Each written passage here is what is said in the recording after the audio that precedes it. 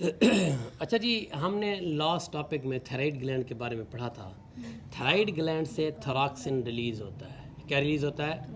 Thyroid gland हमारे लैरिंग्स के बिल्कुल नीचे पड़ा होता है और ये रिलीज़ करता है थायरॉक्सिन। थायरॉक्सिन कैसे बनती है? आयोडीन जो है ना, आयोडीन इस्तेमाल करके थायराइड ग्लैंड थायरॉक्सिन बनाता है और यही थायरॉक्सिन आगे जाके मेटाबॉलिज्म कराती है, ऑक्सीडेशन कराती है खुराक की, जिससे एनर्जी पैदा होती है और एनर्जी हम मुख्तलिफ कामों के लिए क्या करते हैं, इस्तेमाल करते हैं। दो तरह की कंडीशन होती है, एक को हम कहते हैं हाइपोथायराइडिज्म और एक को कहते हैं हाइपरथायराइडिज्म। हाइपोथायराइडिज्म के अंदर थायरॉक्सिन थोड़ी बनती है, मीन्स आयोडीन की कमी होगी, किसी वजह से थायरॉक्सिन कम बनी है। तो जिसके अंदर थायरॉक्सिन कम बनेगी वहाँ साफ ज़रे ऑक्सीडेशन भी कम होगी, एनर्जी भी कम बनेगी। जहाँ एनर्जी कम बनेगी वहाँ टेम्परेचर डाउन हो जाएगा बॉडी का और हार्ट बीट भी डाउन हो जाएगी। इसे कहते हैं हाइपोथायराइडिज्म। हाइपरथायराइडिज्म वो कंडीशन होती है जिसके अंदर थायरॉक्सिन ज़्यादा बनती है। जहाँ थायरॉक्सिन ज़्यादा बनेगी वहाँ मेटाबॉलिज्म ज़्यादा होगा, ऑक्सीडेशन ज़्यादा होगी। जहाँ ऑक्सीडेशन मेटाबॉलिज्म ज़्यादा होगा, खुराक ज़्यादा टूट रही है तो एनर्जी भी ज़्यादा पैदा होगी। जहाँ एनर्जी ज़्यादा पैदा होगी वहाँ हार्ट बीट इंक्रीज़ हो जाएगी, बॉडी का टेम्परेचर भी इंक्रीज़ हो जाएगा और बॉडी का जब टेम्परेचर इंक्रीज होगा तो स्वेटिंग शुरू हो जाएगी, यानी पसीना आना शुरू होगा। इससे क्या होगा? एवोपरेटिव कूलिंग होगी, मीन जो एक्स्ट्रा एनर्जी बॉडी के अंदर है वो एवोपरेटिव कूलिंग के ज़रिए क्या हो जाएगी? बाहर निकल जाएगी। अब यही थायराइड ग्लैंड का दूसरा फंक्शन था जिसे हम कहते हैं, जो दूसरा काम करता है जिसे हम कहते हैं कैल्सीटोनिन। थायराइड ग्लैंड कैल्सीटोनिन खारिज करता है। कैल्सीटोनिन क्या करता है? कैल्सीटोनिन का काम ये होता है कि ये ब्लड के अंदर से कैल्शियम उठा के डाल देता है बोन के अंदर। जितनी भी कैल्शियम एक्स्ट्रा आ रही होती है तो ब्लड से क्या निकलता है? ये कैल्शियम को निकालेगा, कहाँ डाल देगा? बोन के अंदर डालेगा। इसका बिल्कुल एक अपोजिट हार्मोन है जिसे हम कहते हैं पैराथार्मोन, जो कि पैराथायराइड ग्लैंड खारिज करता है। पैराथायराइड ग्लैंड क्या होता है? ये बिल्कुल थायराइड ग्लैंड के पीछे 4 ग्लैंड्स होते हैं जो बिल्कुल थायराइड ग्लैंड के पीछे होते हैं, जिन्हें हम कहते हैं पैराथायराइड ग्लैंड, जिनका नाम है। अच्छा, ये पैराथार्मोन खारिज करता है। पैराथार्मोन क्या करता है? पैराथार्मोन कैल्शियम को हड्डियों से उठा के ब्लड में डालता है, यानी कि कैल्सीटोनिन का बिल्कुल अपोजिट है। कैल्सीटोनिन क्या करता था?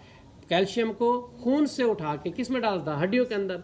और पैराथार्मोन हड्डियों से उठा के कहाँ डाल रहा है? ब्लड के अंदर डाल रहा है। कहाँ डाल रहा है? ब्लड के अंदर। अच्छा, मैं आपसे एक सवाल करता हूँ, अगर पैराथार्मोन की तादाद ज़्यादा हो जाए तो ये क्या कराएगा? हड्डियों से कैल्शियम को उठाएगा, कहाँ डालता रहेगा? ब्लड के अंदर। तो हड्डियाँ क्या हो जाएंगी? कमज़ोर हो जाएंगी। अगर पैराथार्मोन ज़्यादा हो गया है, इसका काम ये था कि हड्डियों से कैल्शियम को उठाता, कहाँ डालता था? ब्लड के अंदर।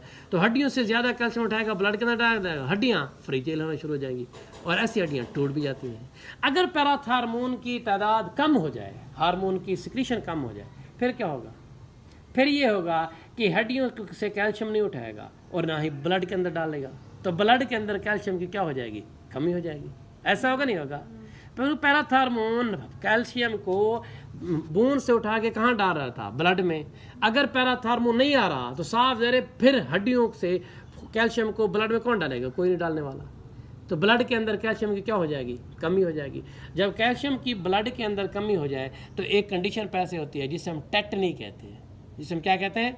टेटनी कहते हैं। जो आपके ये रिस्ट जॉइंट हैं ये वाले, और ये आपके एंकल वाले जॉइंट हैं, ये जॉइंट के अंदर बहुत शार्प फ्लेक्शन होती है, ये इकट्ठे होते हैं और इस तरह आपकी मसल ट्विचिंग होती है। कभी आपने ये जो जानवर ज़बह करते हैं उनके आपने मसल देखे, मसल जो है उनके वो सुकड़ होते हैं, जल्दी जल्दी ट्विचिंग हो रही थी, मसल ट्विचिंग स्टार्ट हो जाती है।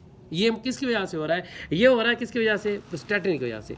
और दूसरा इसके अंदर ये होता है टेटनी के अंदर कि क्रैम्प्स होते हैं, कन्वल्जन, क्रैम्प्स में अकड़ाव हो जाता है पट्टों का, कन्वल्जन मनी झटके लगते हैं आपकी बॉडी को। किस वजह से?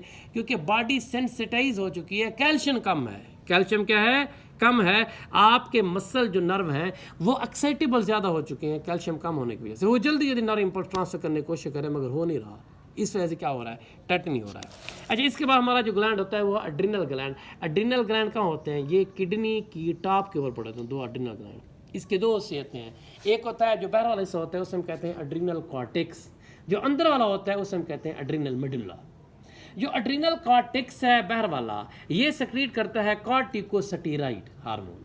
और कॉर्टिकोस्टेरॉइड हार्मोन का काम ये है कि आपकी बॉडी के अंदर साल्ट और वाटर, ये नमकियात और पानी की बैलेंस को बरकरार रखता है कॉर्टिकोस्टेरॉइड। खारिज कहाँ से होता है? एड्रिनल कार्टेक्स से, यानी एड्रिनल ग्लैंड के बाहर वाले हिस्से से।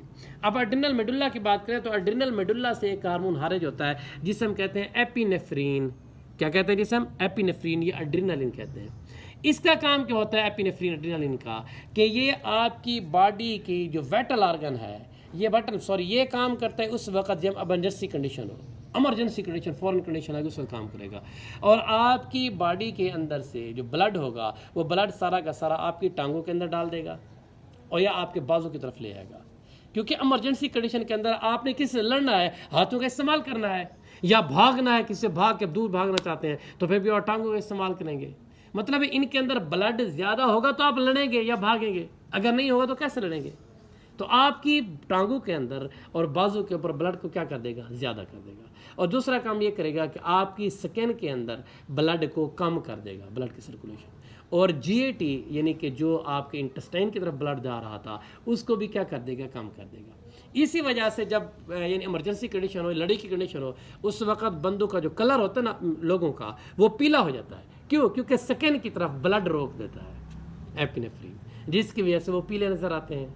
और जीएटी का फंक्शन भी उस वक्त रुक जाता है, ये एपिनेफ्रीन करता है, ये जिसे हम एड्रिनलिन भी कहते हैं। अच्छा, इसके बाद आते हैं पेंक्रियाज। अगर हम पेंक्रियाज की बात करें, पेंक्रियाज दोनों तरह से अमल करता है। ये एंडोक्राइन ग्लैंड पे भी एक्ट करता है, एक्सोक्राइन ग्लैंड पे एक्ट करता है। ये एंडोक्राइन ग्लैंड का मतलब ये है कि ये अपनी सिक्रीशन ब्लड के अंदर भी डालता है। एक्सोक्राइन का मतलब ये है कि आखिरी सिक्रीशन ये डक्ट के जरिए बाहर फेंकता है, जैसा कि पेंक्रियाटिक डक्ट है, पेंक्रियाज से निकलती है और ये पेंक्रियाज की सिक्रीशन को लेके कहाँ डालती है? इंटेस्टाइन के, स्मॉल इंटेस्टाइन के पहले पार्ट ड्यूडेनम के अंदर डाल देती है। तो ये एज ए एक्सोक्राइन काम कर रहा है।